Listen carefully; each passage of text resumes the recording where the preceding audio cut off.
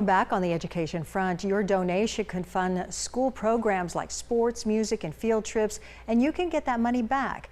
And that money comes from millions of dollars in tax credit donations each year.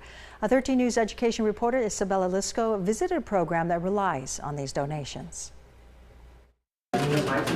Extracurriculars boost student performance and engagement. Would you rather see students engaged in engineering problem solving and collaborative work, or sitting on their phones? Team captain Christian Pearson has been in robotics since 4th grade. I couldn't imagine going home after school and just sitting around, nothing to do. But school districts face a problem. Extracurriculars cost millions. Because there's obviously big expenses in robotics, and being able to afford those and really push through the boundaries we might have, it really makes a huge difference. This practice arena and this robot that's revving up were funded by tax credit donations.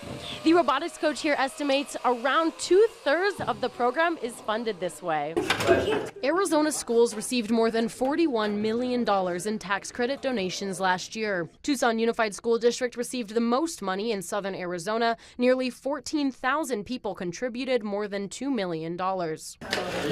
Catalina Foothills High School received about 2 to 6 times more money than any other school.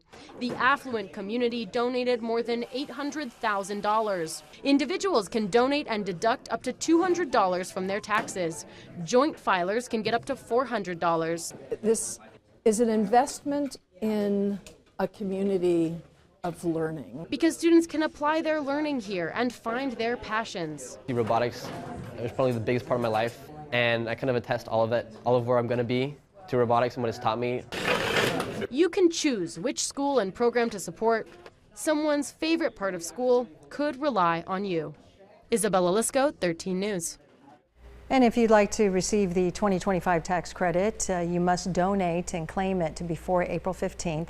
There's more information in this story at KOLD.com. And if you have an education solution story you think Isabella should cover, just scan the QR code that you see on your screen there, and you can find her at the addresses on your screen.